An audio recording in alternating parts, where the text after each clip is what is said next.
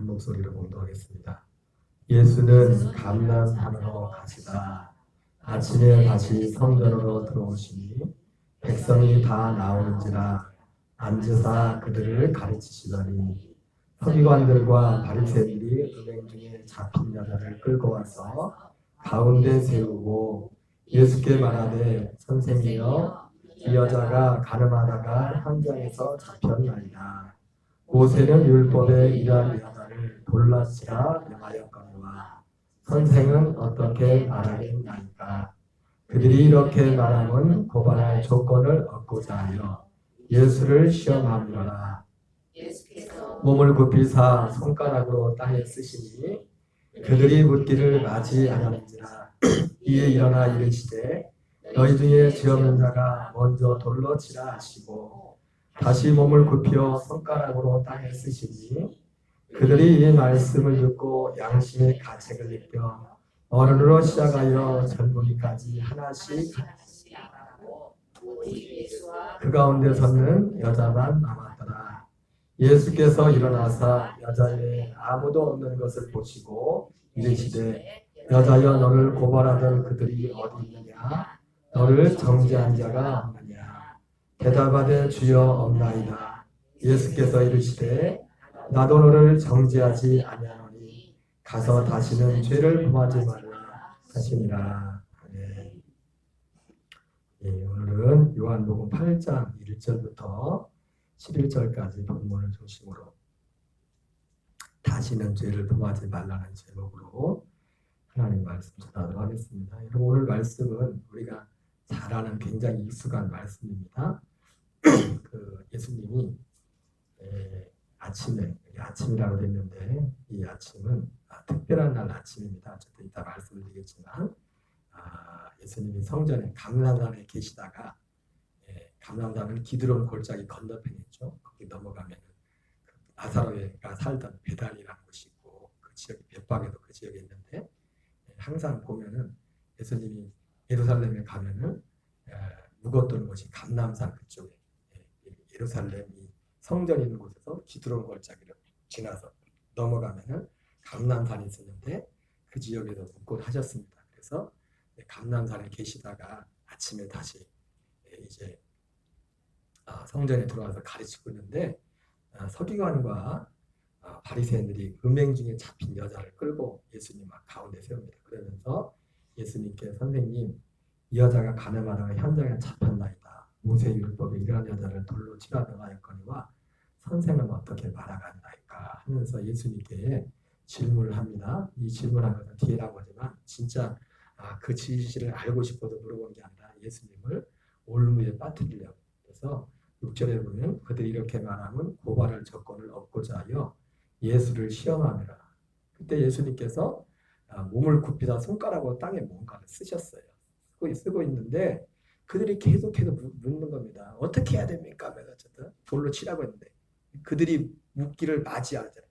우리나라만 너무 힘들어. 왜 이렇게 힘들게 사는지 이거 알겠어요?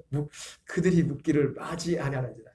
뭔 뜻이냐면 계속 그 질문을 한다는 거예요. 영어 성경 보면 계속 그 질문을 하는 겁니다. 예수님이 그 땅에다 글을 뭔가를 쓰시다가 다 쓰시지 않았어요. 이제 쓰시다가 다시 일어나가지고 그렇게 말씀하면 계속 물어보니까 너희 중에 죄 없는 자가 먼저 돌로 치라.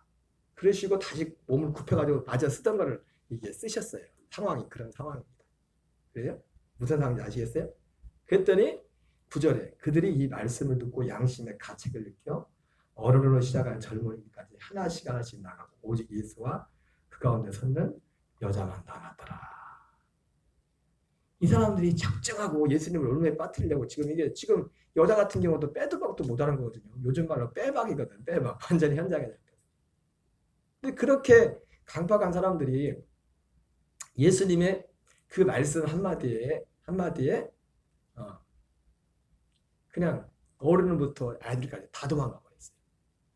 이게 대체 무슨 상황이길래 이런 상황이 벌어졌는가? 우리는 그냥 쉽게 넘어가지만 그러나 우리가 이 상황을 알려면은 지금 예수님이 이 상황이 어떤 상황인가를 이해하면은 왜 이 사람들이 예수님의 그 한마디, 그리고 예수님이 대체 땅바닥에 뭘 썼길래 옛날에 어떤 목사님들은 그러더라고요. 땅바닥에다가 사람들 다 올 때마다 너 뭐지? 그 사람 죄진 거 써놨다고 제목을 써놨다고 그러는데 그런 내용은 없고요. 근데 이제 결국 다 떠나가고 여자와 예수님만 남게 되고 예수님이 일어나서 여자 외에 아무도 없는 것을 보시고 여자에게 이르되 너를 고발하던 그들이 어디 있느냐 너를 정죄한 자가 없느냐 예수님이 없습니다. 했더니 예수님이 나도 너를 정죄하지 않으니 가서 다시는 죄를 범하지 말라. 예수님이 이렇게 말씀하셨어요. 그래서 예수님이 그 여자한테 나도 너를 정죄하지 않으니 가서 다시는 죄를 범하지 말라. 이렇게 말씀하셨어요. 이 말씀의 의미는 또 무엇일까? 그걸 한번 살펴볼까 합니다. 오늘 제목은 뭐라고 하죠? 다시는 죄를 범하지 말라. 그래서 우리가 첫 번째 아까 이 사람들이 특히 바리새인과 서기관들은 작정하고서 오늘 예수님을 올무에 빠뜨리려고 왔거든요. 그리고 사실은 그 여자가 현장에 잡힌 그 죄라는 것 자체가 실제로 돌로 쳐서 모세율법에 돌로 쳐서 죽여도 아무 문제가 되지 않는 거예요. 그럼에도 불구하고 한 사람도 거기에 대해 이의를 제기 않고 다 도망가 버렸어요. 그것도 어른부터 어린아이까지. 그것도 작은 숫자가 아니에요. 작은 숫자가 아니에요. 우리가 이걸 이해하려면은 여러분 이 말씀은 예수님이 지난주에 요한복음 7장의 배경이 뭐였죠? 초막절이었죠. 그죠? 초막절에 지난주에는 예수님이 생수의 강에 대해서 말씀할 때 그 생수의 강을 아무렇게나 말씀한 것이 아니라 그 초막절 그때 지켜지는 호산나 라바라 그 하나님 앞에 비를 구하는 생수를 구하는 비를 구하는 하나님이 그 비를 주시지 않으면 1년 농사를 망쳐버려요. 1년 농사를 망쳐버리면 하나님이 비가 필요할 때 비를 주셔야 되고 햇빛이 필요할 때 햇빛을 주셔야 돼요. 그래서 여러분 옛날이지 사무엘상에 보면 이스라엘 백성들이 그 사무엘한테 왕을 구하잖아요. 그죠? 굉장히 하나님이 섭섭했어요. 사무엘도 섭섭했지만 그래서 하나님이 섭섭해가지고 말할 사람은 없고 그래가지고 사무엘한테 말을 한단 말이에요. 나 되게 섭섭하다. 그 사람들이 너를 버린 게 아니라 나를 버렸다. 그러면서 그들이 왕을 구한 것을 계속 때렸어요. 여러분 우리가 하나님에게 뭘 기도해서 하나님 우리의 기도 응답했다고 그게 꼭 하나님 우리를 사랑하는 증거는 아니에요. 하나님도요 때를 쓰면 주십니다. 하나님 기분 주고 싶지 않은데도 이거 얘가 필요하지 않다고 생각해도 때를 쓰면 주신다고 하나님. 그래서 시편에 보면은 이스라엘 백성들이 하나님 앞에 막 때를 쓰면 달라니까 그들의 구하는 것은 얻었지만 어떻게 했어요? 그들의 영혼은 파래졌다고 했어요. 그래서 기도도 진짜 기도를 뭐냐면 하나님이 가르쳐준 기도를 하는 하나님이 가르쳐준 기도. 그러면 이 세상의 것은 하나님이 알아서 필요한 만큼 하나님이 우리를 주신다. 그래서 하나님이 굉장히 섭섭했어요. 그래가지고 사무엘한테 야 니들이 왕을 구하는 것이 이게 얼마나 악한 것인가를 내가 보여줄게 그래가지고 하나님이 보여준 게 뭐냐면 하나님이 갑자기 그 마른 하늘에 벼락이 치고 막 비가 내기 시작하는 거예요. 그랬더니 이스라엘 백성들이 막 회개하면 잘못했다고 우리가 죽을 죄를 졌다고 변개하마다 죽을까봐 겁나서 그랬을까요? 그게 아니라 그때는 비가 내리면 안 되는 때예요. 그 절기 때는 이스라엘 백성들이 하나님한테 사무엘한테 왕을 구했을 그때는 이스라엘 절기적으로 절대로 비가 내리면 안 돼요. 1년 농사 완전 망치는 거예요. 그러면 굶어 죽어야 돼. 하나님이 갑자기 너희들이 비가 내리면 안 되는 그때 비가 내릴 수 없는 그때인데 하늘에서 비를 내리는 겁니다. 벼락을 치고서. 네. 그러면 어떻게 돼요? 당장 농사 망치면 다 굶어 죽어야 돼요. 그래가지고 이스라엘 백성들이 하나님 앞에 막 사무엘한테 무릎 꿇거든. 아주 바짝 무릎 꿇고 빌어자. 우리가 잘못했다고.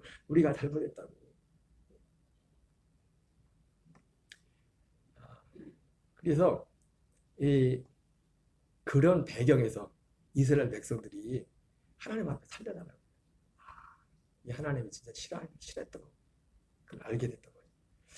자, 오늘 말씀도 사실을 보면은 오늘 말씀의 배경이 어떻게 되면은 초막절이 7일 동안 지키잖아요. 그래서 지난주에 봤던 것처럼 예수님이 생수의 강에 대해서 말씀을 하실 때 그걸 호산나 라바라고 했죠.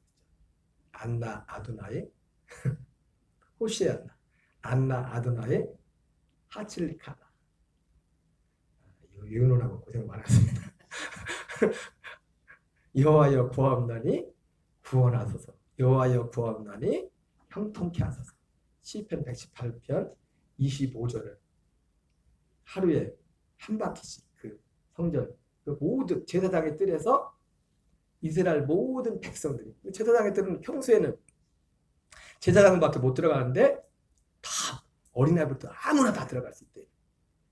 그 7바퀴를 돌면서 손에는 그 4가지 식물을 이렇게 들고 하루에 한 번씩 돌면서 이걸 이 시편 118편 25절을 외쳤던 겁니다. 그 행사가 이제는 그렇게 해가지고 명절 끝날 이제 그게 명절 끝날이라는 거예요. 근데 그것으로 명절이 끝나는 게 아니라 8일째 이 8일 특별히 언제냐면은 이 해가 지면 그때부터 우리는 아침이 하루가 시작이잖아요, 그죠? 근데 이스라엘은 저녁이 되면 아침이 되는 이는 첫째는 그렇게 하잖아요. 근데 해가 지는 순간 다 해란이 되는 거예요, 이스라엘은 역사가 어둠에서 시작됐지만 빛으로 끝나요, 빛으로. 하나님의 백성들. 이방인들은 아침에 쨍하고 했더니 돌아왔지만 끝날 때 하나님 오는 인생들은 어둠으로 가요, 어둠. 그래서 7일째 원래 7일째가 이제는 초막절이 끝인데 근데 해가 지면서 8일째도 특별한 행사가 있어요. 이제 다 끝내고 쉽게 말해서 뒤풀이 비슷한 거예요. 뒤풀이 비슷한 거. 그래서 8일째도 똑같이 그 날을 쉬는 날로 지키고 노동을 하지 않고 하나님 앞에 쉽게 말해서 이걸 관제 축제라고 하는데 쉽게 말해서 밤에 이제 올라이트를 하는 거예요. 다 끝나고 나서 올라이트를. 그래가지고 이제 제사장의 뜰에서 장소도 어디 여인의 뜰로 이동을 하고 여인의 뜰로 이동을 하면은 여인의 뜰에는 15개 계단이 있거든요. 그 앞에는 니카노르 게이트라는 문이 있고 타면에 이제 등이 있어요. 등대가 있으면 거기다 불을 붙이면 그때도 올라이트가 쉽게 우리말로 말하면 올라이트가 시작되는 거예요. 거룩한 올라이트가 시작되면은 이제 제사장들이 이 15개 계단의 좌우에 딱 도열을 해가지고 제사장들이 나팔을 막 부릅니다. 그러면 이제는 이 빵빠랑 나팔을 불면은 그 8일째 마지막 그 밤에 이 올라이트 행사가 이제 절정에 이르는 겁니다. 그래가지고 밤새도록 그때가 되면은 이제 그렇게 평소에 점잖하던 그 나이 드신 제사장들과 랍비들이 먼저 와가지고 막 춤을 추고 노래하고 막 횃불을 가지고 막 이걸 이름도 까먹었네. 막 돌리는 걸 뭐라다 갑자기 이거 하면서 했던 평소에 보지 못했던 엄청난 축제가 밤에 올라이트를 하는 겁니다. 올라이트를 해요. 그래서 이스라엘 사람들은 랍비들은 이스라엘에 살면서 이 관제 축제를 참여하지 못한다면 진정한 기쁨을 알지 못하는 사람들이다. 이렇게 할 정도로 그 초막절 끝나고 그 해가 지면서도 시작되는 그게 언제까지냐면 새벽까지 계속 그리고 축제가 벌어지는 겁니다. 이제 새벽에 이제는 딱 새벽닭에 꼬꼬대하고 새벽닭에 울면은 이제 그 노는 거 거의 마무리가 돼요. 그러면 이 사람들이 이제 제사장들이 이제 이 좌우에 이제 니카노르몬에 도열이 됐지 않습니까? 그리고 위에 있던 제사장 나팔을 본 제사장이 이제 빵빵하고 나팔을 3번 불어요. 3번 불고서 계단을 내려옵니다. 15개 중에서 10개 계단까지 내려서 내려오면서 이제 또 나팔을 또 3번 불어요.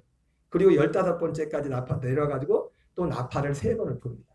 그리고 동쪽을 향해서 나팔을 불면서 걸어가요. 동쪽에는 뭐가 있냐면 순결과 공의의 문이라는 것이 있습니다. 딱 돌아가가지고 거기서 이제 딱 뒤로 돌아 해가지고 성전을 향해가지고 어떤 하나님 앞에 기도를 해요. 하나님, 우리는 동쪽은 이스라엘 백성이 뭐냐면 태양이 있는 곳이잖아요, 그렇죠? 이방인들이 태양신을 섬기는 곳이 동쪽을 바라보는 거예요. 그래서 하나님, 우리는 이방인들과 같이 태양신을 바라보지 않고 하나님을 바라봅니다. 그런 기도를 합니다.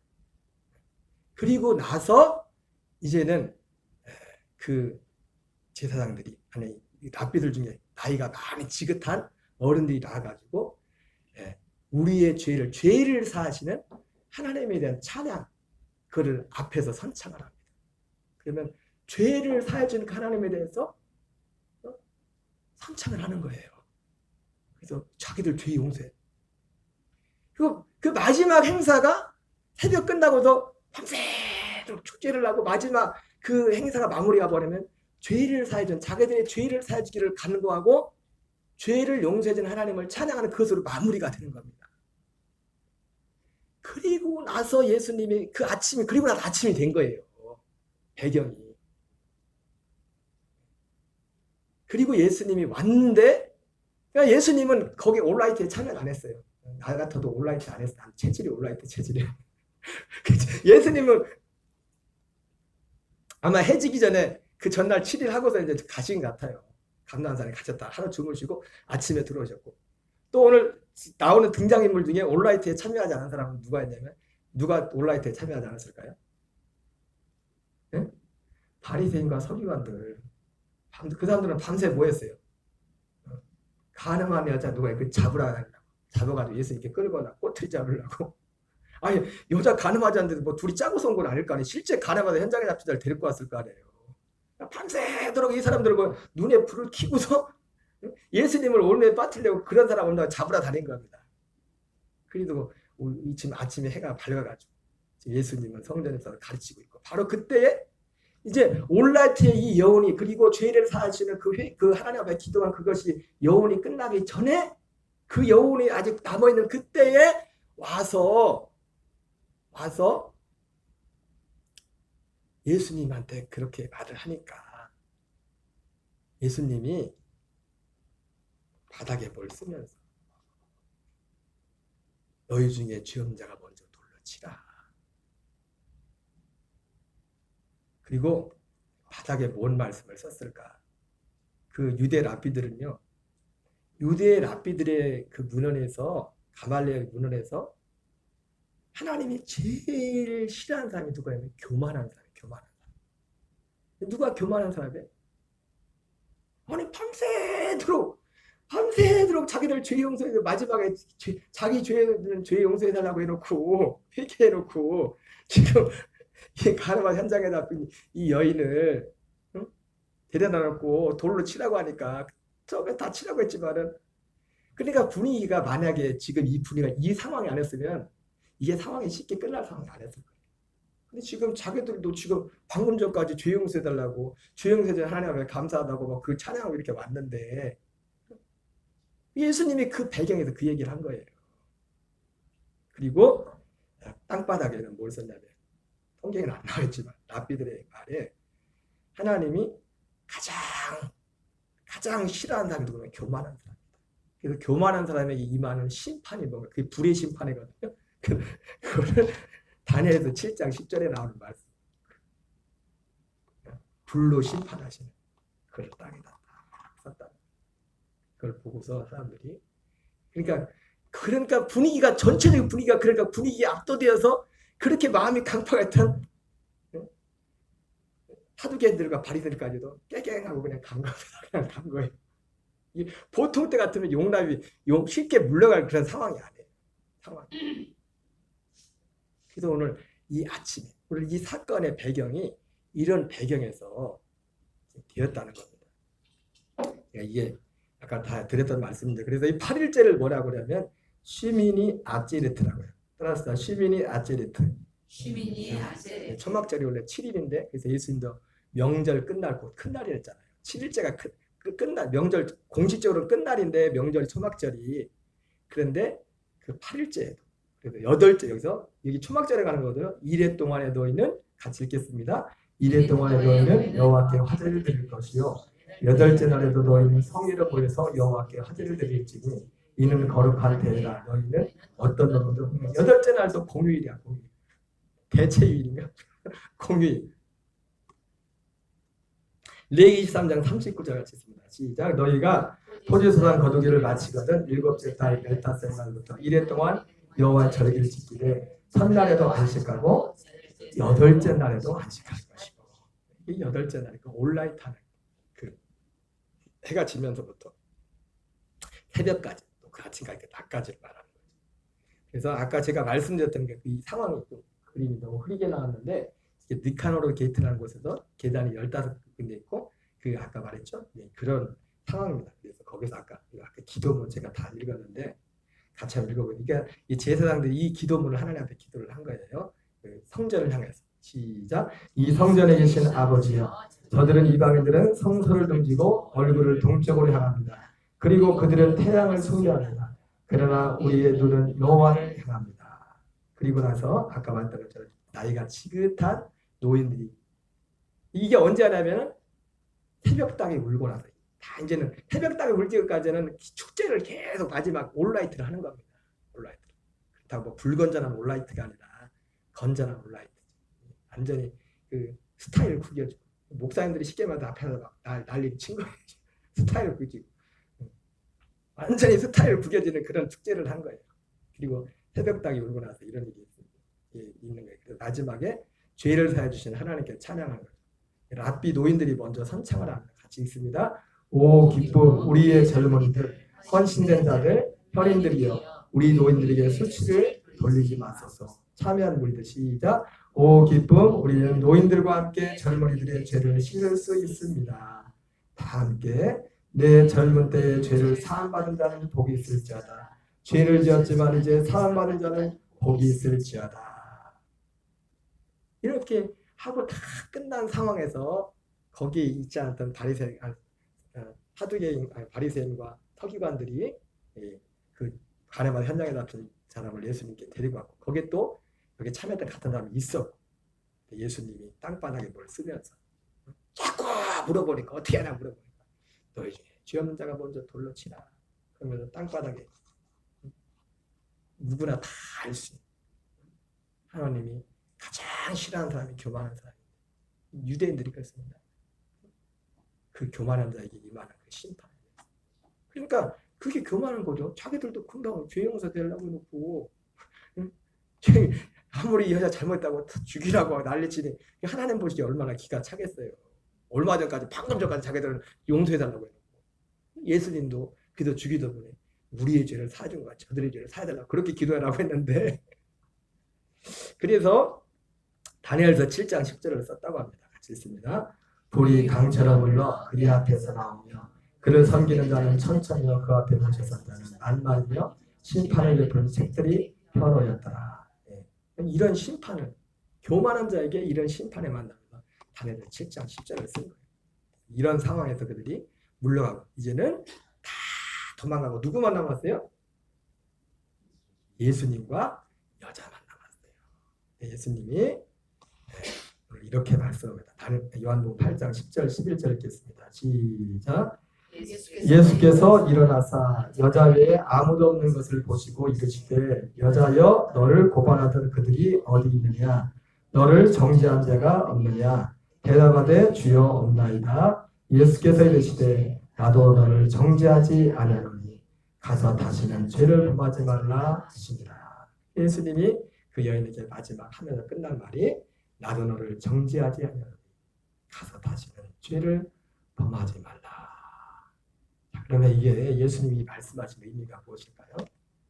첫 번째 나도 너를 정죄하지 않는다는 것은 뭐냐면 예수님이 오신 목적은 어떤 사람도 정죄하려고 오신 게 아니에요. 예수님이 오신 것은 오히려 예수님이 오신 것은 누구를 정죄하러 온 게 아니라 우리의 당할 모든 정죄를 대신 짊어진 주님 자신이 육체로 오신 예수님에서 예수님이 정죄당하러 오셨어요. 예수님은 정죄당한 겁니다. 우리의 죄를 짊어지고 정죄당하셨어요. 예수님. 그래서 죽었어요. 정죄당해서 죄를 예수님께 정했다고요. 죄를 정한 것이 정죄다. 당신은 죄를 예수님한테 정해버렸다. 죄를 덮어버렸다. 예수님은 자기가 죄를 정죄받으러 왔지 누구를 정죄하러 온 게 아니에요. 예수님은.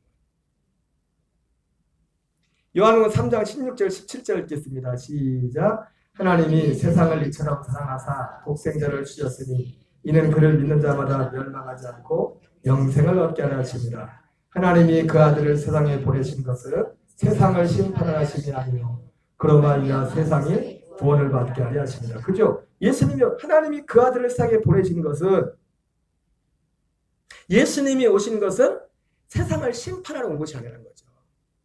예수님이 이 여인에게 나도 너를 정죄하지 않는다고 했을 때는 사실은 그 말 속에는 예수님 자신 자체가 난 누구를 정죄하려고 심판하러 온 게 아니야.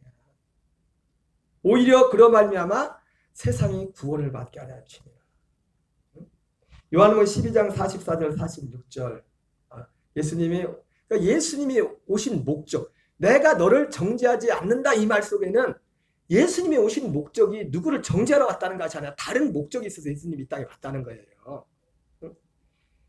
12장 44절 46절 읽겠습니다. 시작. 예수께서 외쳐 이르시되 나를 믿는 자는 나를 믿는 것이 아니요 나를 보내신 이를 믿는 것이며 나를 보는 자는 나를 보내신 이를 보는 것이니라.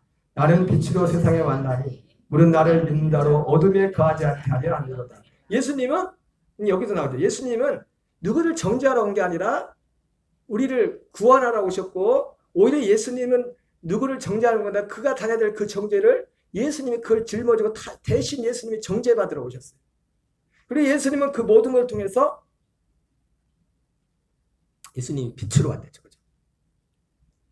우리를 모든 사람을 어두운 가운데 어두운 가운데가 빛 가운데로 다니게 하기 위해서 예수님이 오셨어요. 베드로전서 2장 14절 읽겠습니다. 시작. 친히 나무에 달려 그 몸으로 우리들을 담당하셨으니 이는 우리의 죄 죽고 의에 대하여 살게 하려 하십니다. 그가 채찍에 맞으면 너희는 나무로. 여러분 예수님이 왜 오셨어요? 예수님은 정죄하러 온 게 아니라 우리로 죄에 대하여 죽고 의에 대하여 살게 하기 위해서. 나도 너를 정죄하지 않노라. 이 예수님의 이 말 한마디는 예수님이 왜 이 세상에 오셨는지, 예수님이 결코 누구를 정죄하러 온 것이 아니라는 거죠. 그래서 차라리 오히려 그 정죄를 예수님이 대신 짊어지고 예수님이 정죄를 받으십니다. 친히 나무에 달려 그 몸으로 우리 죄를 담당하셨으니. 결국 예수님이 오신 목적을 잘 보여준 것이 로마서 8장 3절 4절입니다. 같이 읽겠습니다. 시작. 율법이 육신으로 말미암아 연약하게 할 수 없는 그것을 하나님은 아시나니 그 죄로 말미암아 자기 아들을 죄 있는 육신의 모양으로 보내어 육신의 죄를 정하사 육신을 따르지 않고 그 영을 따라 행하는 우리에게 율법의 요구가 이루어지게 하려 하십니다. 사실 이것이 예수님이 오신 아주 큰 틀에서 보면 가장 어떤 최종적인 가장 큰 목적입니다. 하나님은 죄로 말미암아 자기 아들을 죄 있는 육신의 모양으로 보내어 육신의 죄를 정하사. 죄를 정하는 것이 정죄라고 했습니다. 예수님은 이 여인에게 죄를 정하지 않았어요. 오히려 그 여인의 죄까지도 예수님이 그 여인의 죄까지 하나님은 예수님께 정해버렸어요. 그리고 그 육신을 따르지 않고 그 영을 따라가는 우리에게 율법의 요구가 이루어지게 하려 하십니다. 이것이 이 로마서 8장 3절 4절이 어떻게 보면 구원의 모양이 무엇인가, 예수님을 통해서 우리에게 주시는 구원의 모양이 무엇인가를 잘 보여주는 거예요. 육신의 죄를 정하다. 육신을 따르지 않고. 예수님의 육신에만 죄를 정한 게 아니라 예수님의 육신의 죄를 정한 그 예수님의 우리도 같이 그 정죄받은 그 예수님과 함께 십자가에 못 박혀 정죄받아 심판받고 내 육체의 소욕 이걸 다 예수님의 십자가에 못 박아버리고 하나님의 아들의 생명에 연합해서 이제는 그 육체를 따르지 않고 그 영, 내가 아들의 생명으로 거듭난 그 생명, 그 영이란 건 뭐냐면 그 아들의 영을 아들의 영, 거듭난 영, 성령으로 말 그 영을 따라 행하는 우리에게 율법의 요구가 이루어지게 합니다. 이것이 예수님이 아까 말했던 것처럼 우리를 빛 가운데서 살게 합니다. 빛 가운데. 예수님이 오신 목적은 우리를 빛 가운데 살기 위해서, 생명 가운데 살기 위해서 예수님이 정죄하러 온 게. 그러니까 예수님이 여자한테 나도 너를 정죄하지 않는다 이 말의 의미는 아무도 예수님은 정죄하라고 하잖아요. 오히려 예수님 육체로 오셔서 자신이 정죄받았지. 우리를 구원하셨지. 이렇게 우리를 구원하러 오셨지. 그러면서 여자한테 다시는 죄를 범하지 말라. 여러분, 이 말 속에는 여러 가지 의미가 포함됐는데 예수님이 나도 너를 정죄하지 않는다. 가서 다시는 죄를 범하지 말라. 이 말 속에는 나는 정죄하지 않지만 정죄하는 게 따로 있어. 정죄하는 게 따로 있다고. 예수님이 정죄하는 게. 그래서 성경이 이렇게 나와요. 요한복음 12장 47절, 48절 읽겠습니다. 시작. 사람이 내 말을 듣고 지키지 않을지라도 내가 그를 심판하지 않으리라. 근데 예수님은 심판하라고 게 아니에요. 예수님은 정죄하지 않아. 나도 너를 정죄하지 않아. 다른 사람들 아무도 없지? 사람들이 원래 죄인이니까 정죄할 자격이 없고 죄인이 무슨 죄인을 정죄합니까? 여러분, 누군가를 정죄할 수 있으면 의인만의 죄 없는 자만 죄인을 정죄할 수 있는 겁니다. 사람은 누구를 정죄할 권한이 아무도 없어요. 하나님 앞에서. 왜? 똑같이 죄인이 무슨 죄인을 정죄합니까? 물론 세상의 법의 어떤 태도에서 우리가 인간을 살아가면서 세상의 법을 통해서 누구를 정죄하고 심판하는 거지만 하나님 앞에서는 사람이 사람을 정죄할 수 없다고. 왜? 똑같이 죄인이기 때문에. 그러나 예수님은 죄가 없기 때문에 예수님은 정죄할 수 있음에도 불구하고 예수님은 정죄하지 않는다는 겁니다. 그래서 사람이 내 말을 듣고 지키지 않을지라도 내가 그를 심판하지 않으노라. 내가 온 것은 세상을 심판하려 하시면 아니요 세상을 구원하려 함이라. 그러면서 뒤에 이어서 이렇게 말합니다. 빨갛게 읽겠어요. 시작. 나를 저버리고 내 말을 받지 않은 자를 심판할 리가 있으니 곧 내가 한 그 말이 마지막 날에 그를 심판하리라. 그러니까 예수님이 오늘 여자한테 나도 너를 정죄하지 않아. 그러나 가서 다시 죄짓지 마. 이 말은 뭐예요? 나는 앞으로 난 널 심판하지 않을 거야. 그러나 나는 세상을 심판하는 게 아니라 구원하러 왔어. 그러나 나를 저버리고 내 말을 받지 않는 자를 심판할 자가 있어. 나는 심판하지 않지만. 누가 심판한다고요? 내가 한 그 말이 마지막 날에 그를 심판할 거라는 거예요. 예수님이 하신 말씀이 결국 뭡니까? 복음의 말씀이죠. 우리가 다시 죄를 안 질 수 있는 길은 뭐가 있어요? 예수님의 말씀에 순종하는 일밖에 없어요. 복음을 믿고 예수 그리스도와 함께 십자가에 못 박혀 나 옛사람을 장사 지내고 그리스도에서 생명 안에 사는 그 길밖에 그 길. 예수님이 하신 말씀은 그 말씀이란 말이에요. 그걸 믿고 그 믿음에 순종하여 연합해서 예수님이 이 여자한테 너는 가서 다시 죄를 짓지 마. 아니 다시 죄를 짓지 말라고 한다고 짓지 말란다고 죄를 안 짓습니까? 근데 다시 죄를 짓지 않는. 여러분 죄도 사망에 이르는 죄가 있고 그렇지 않은 죄가 있다고 했어요. 우리 어떤 인간적인 적은 실수가 아니라 이런 죄를 안 짓는다는 거예요. 여자 같은 죄 다시는. 빛 가운데 가면. 그러니까 예수님이 하신 말씀이 뭐냐면 약속이 뭐냐면 그러니까 예수님도 스스로 우리를 빛 가운데 하기 위해서 아무도 정죄하지 않았고 본인이 정죄를 받았어요.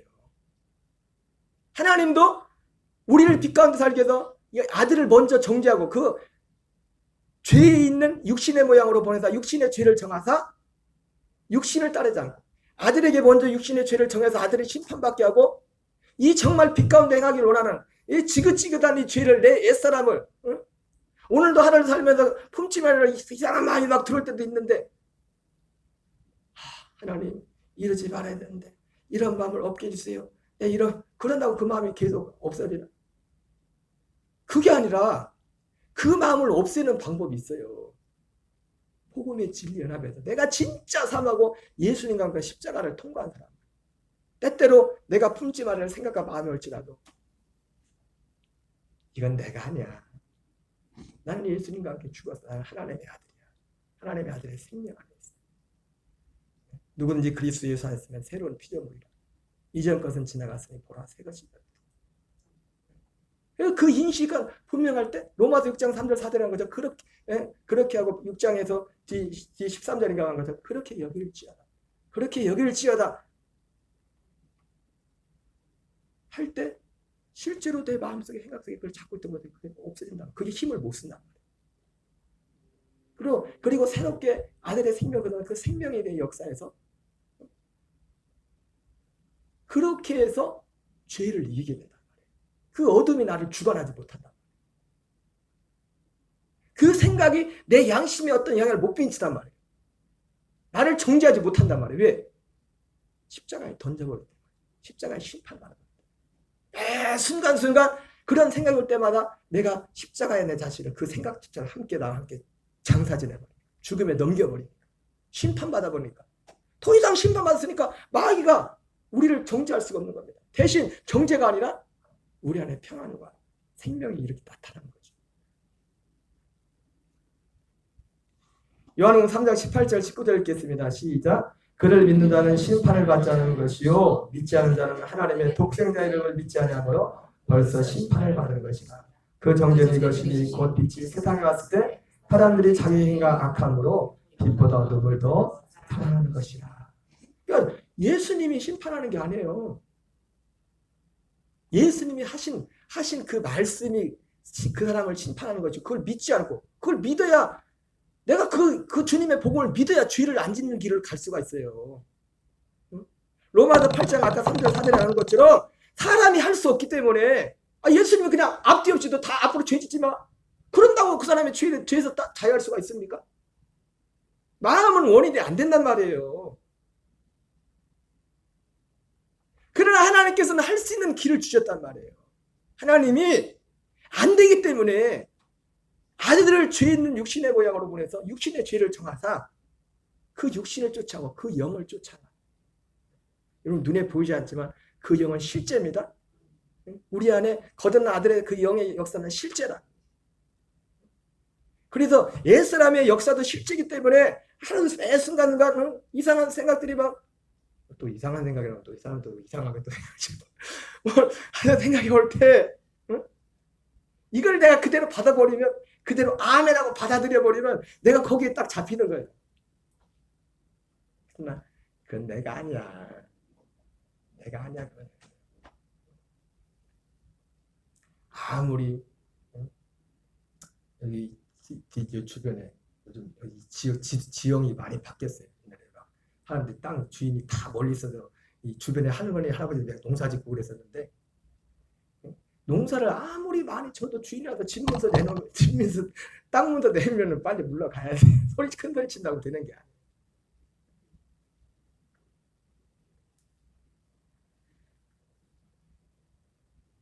그걸 믿지 않는 거야.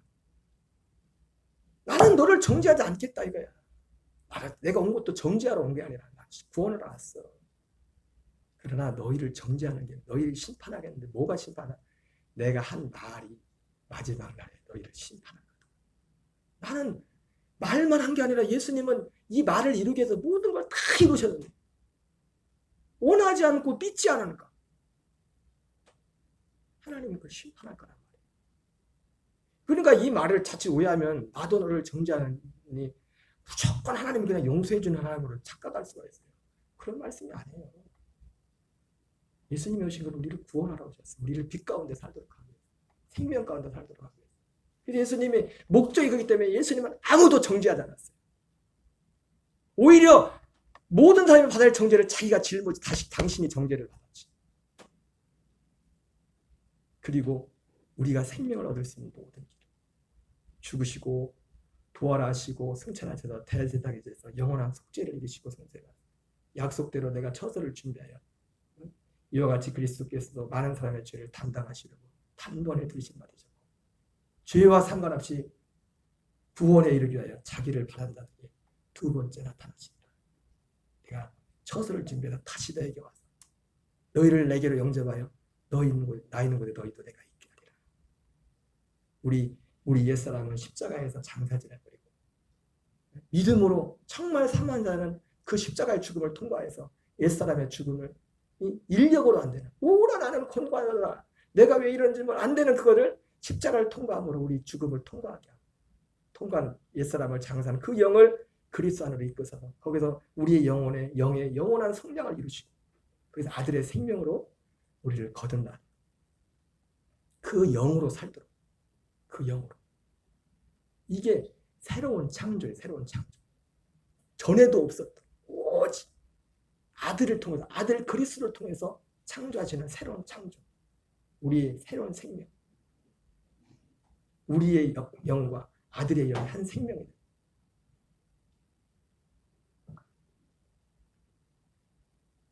악을 행하는 자마다 빛을 비하여 빛으로 오지 아니하리. 예, 오늘 예수님이 이 여인에게 마지막 했던 말씀. 나도 너를 정죄하지 않으니 너도 가서 다시는 죄를 범하지 말라. 이 말씀의 의미가 무엇인지. 예수님이 오신 것은 정죄하러 온 것이 아니라 우리를 구원하러 오셨다.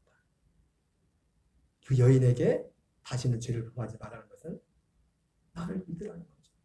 복음을 믿으라는 거죠. 나는 너를 정죄하지 않지만 그러나 너희가 이 복음에 순종하지 않으면 이 복음에 불순종한 그것이 너를 심판할 거다. 예수님이 그렇게 말씀하신 겁니다. 네. 어쨌든 여러분 우리도 이 진리 가운데서 승리하는 저와 여러분 되시기 바랍니다. 우리 찬양하고 기도하겠습니다. 가서 지도상가